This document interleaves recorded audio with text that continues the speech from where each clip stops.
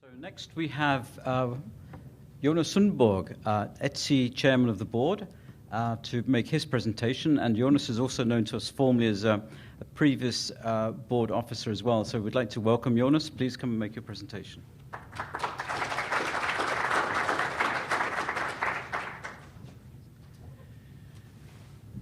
Thank you very much, Mark. Ladies and gentlemen, first I would like to say that I am very pleased to be invited to this OMA's 10th anniversary. When I have been a little bit around here now, I feel really welcome, I must say. To all of you I have been talking to, it's very nice to see you again, and all the memories comes back the time when I was here. So it's I'm sorry if I become a little bit emotional at this moment, but it's close to my heart.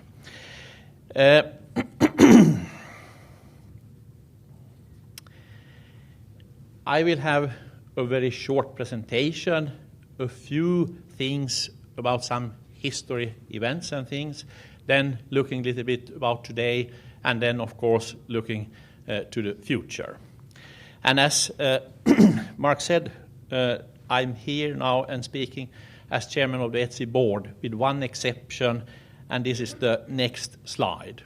Since I have been a board officer here, I wanted to say that, and I wanted also to turn the clock further back to June 1997, when the WAP Forum was created by Ericsson, Motorola, Nokia, and now known OpenWave. And I think that was the, so to say, starting point, and then has been then, of course, OMA. And I must say here that I think that it has been the right thing to have this consolidation of fora and consortia into OMA and make a bigger critical mass. And as said, yes, I was here in the board since beginning of 2005 to beginning of 2010, and I have been vice chair of this SPC, Strategic Planning Committee, and also at the end I was vice chairman of the board before I left.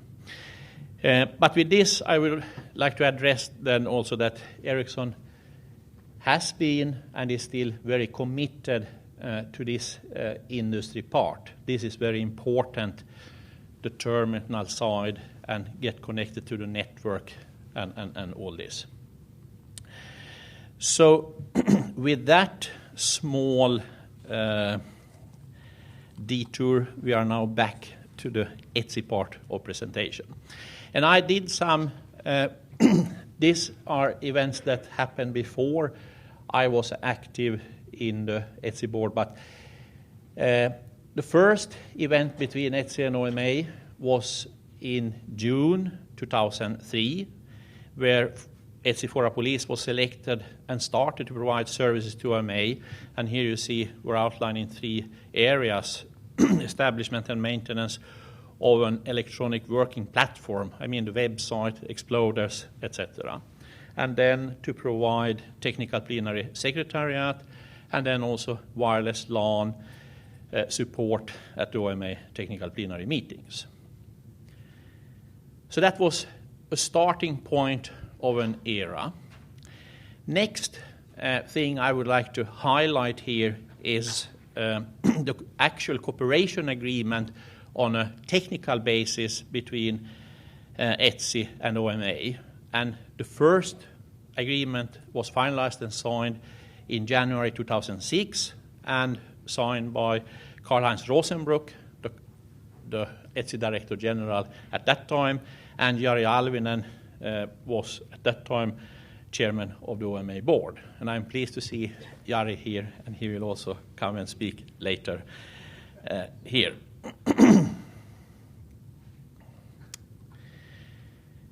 So a very short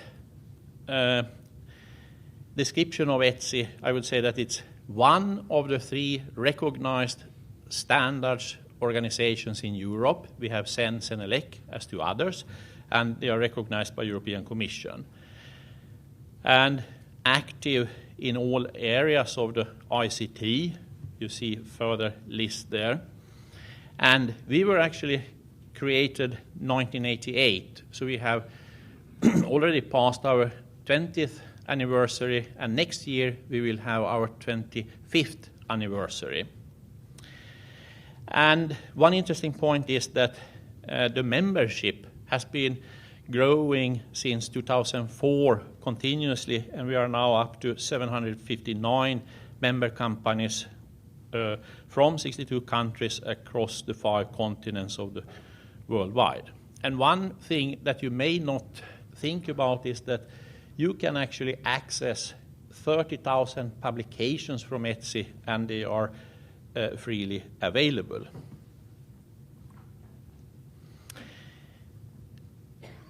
One thing when we say that this is a standards organization, actually ETSI have 3 different roles. It's the European standards organization serving the needs for the European community. For example, there are mandates from European Commission on things and so on that you have to respond and produce standards for.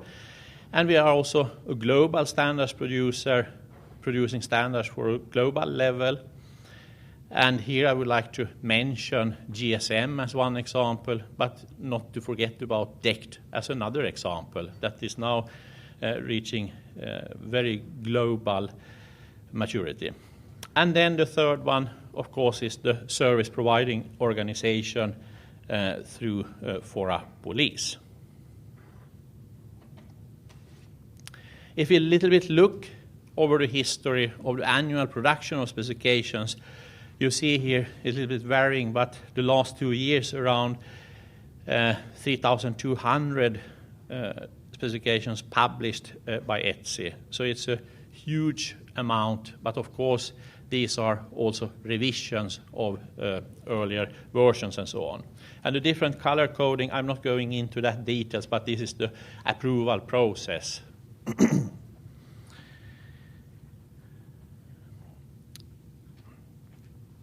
And this service provider part, I would like to say also that not only for a hosting, it's also interoperability testing with actual production of the specifications, but also the running the interoperability events, the plug tests with that.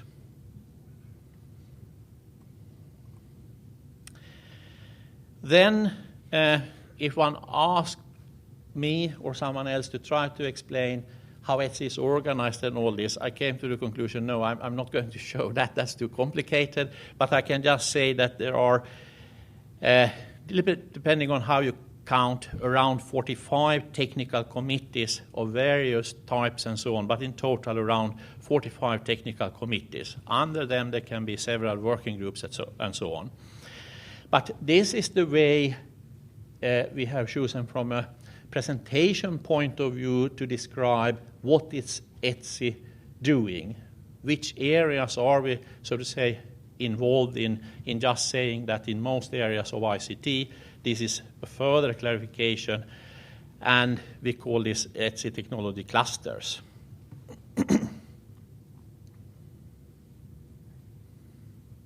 And for example, in this connecting things, there we have machine to machine, and I will come later back to that. Then a few words to ETSI Officials.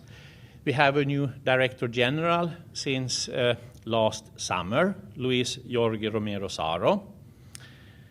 He has earlier been working for Telefónica Móviles and been active also in the GSM Association and so on.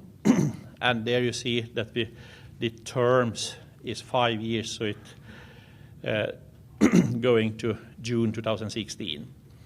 And then we have the Chairman of the General Assembly, Dirk Weiler, and 2 Vice Chairs. And there you also a little bit see that there are manufacturer, operator, and also this Normapne. This is the user groups association. So you see the different categories represented here. And here I would like to say that when we now come to the ETSI board, we don't have that many categories as you have here in the OMA board. We have just user, SME, and then all the rest is just one category. But here we have 3 vice chairs and Philippe Lucas, one of the vice chairs sitting here with us, and will also give a presentation. And an interesting other thing is also that here in the OMA board, I have noted Isabel Wallet-Harper and also Niels Andersen, and that are actually now in both boards. And one more thing about the ETSI board, it's composed of 28 members. This is the maximum we can have, and it's quite good diversity because the board members here, they should represent the entire ETSI membership. You are not representing your company.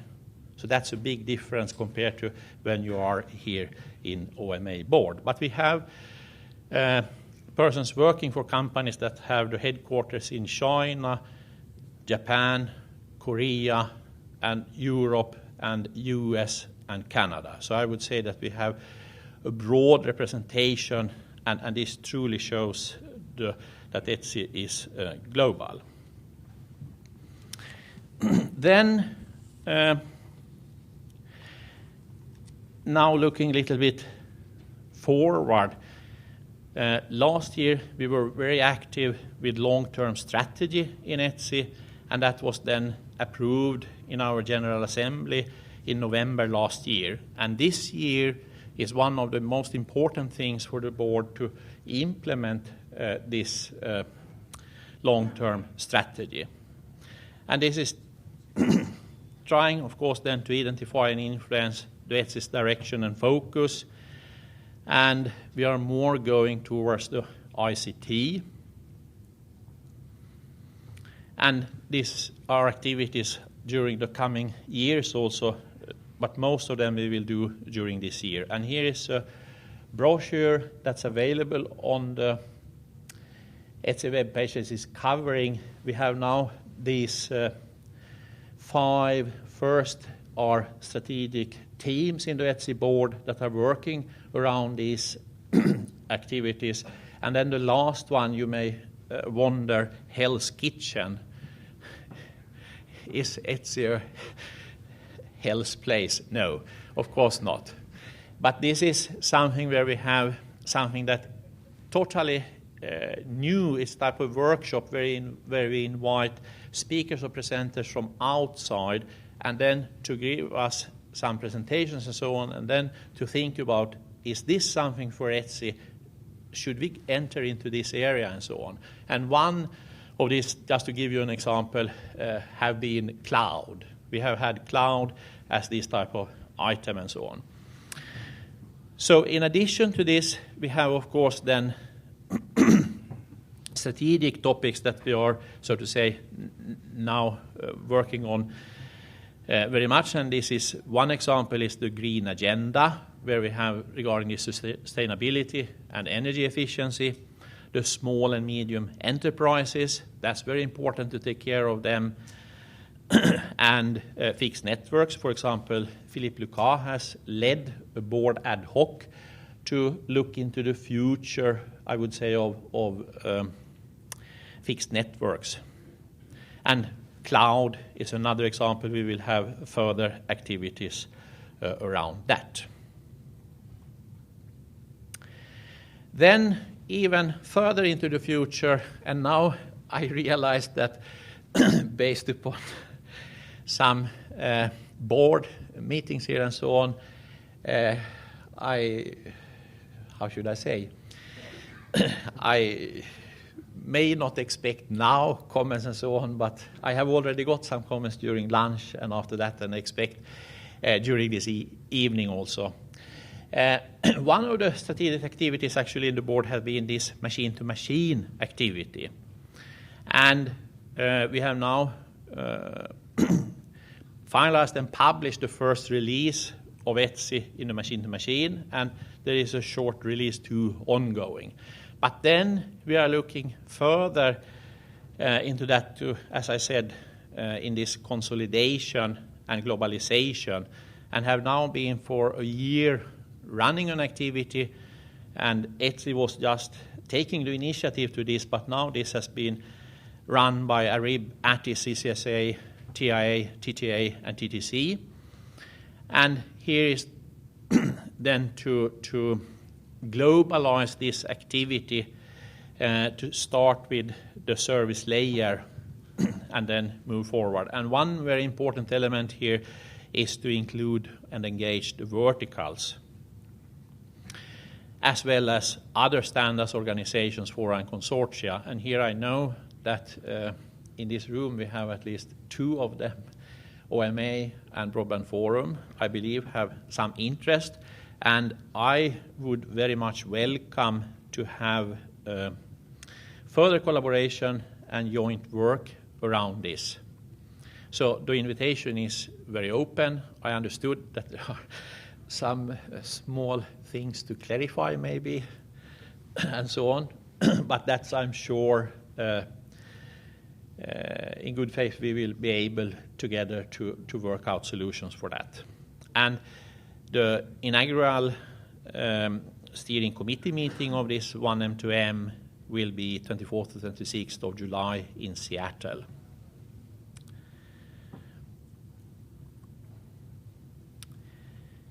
So with that, I would like again to thank you for inviting me to this event. I feel very proud of being here back again, and the great welcome you have showed to me, and I'm sure we will have further discussions this evening on that. And I also would like to thank for a very good cooperation and exciting time, and I look very much forward to good cooperation between OMA and ETSI also in the future. And I wish you all the best in the future and continued success of OMA. And I actually look forward to seeing you all at OMA's 15th anniversary.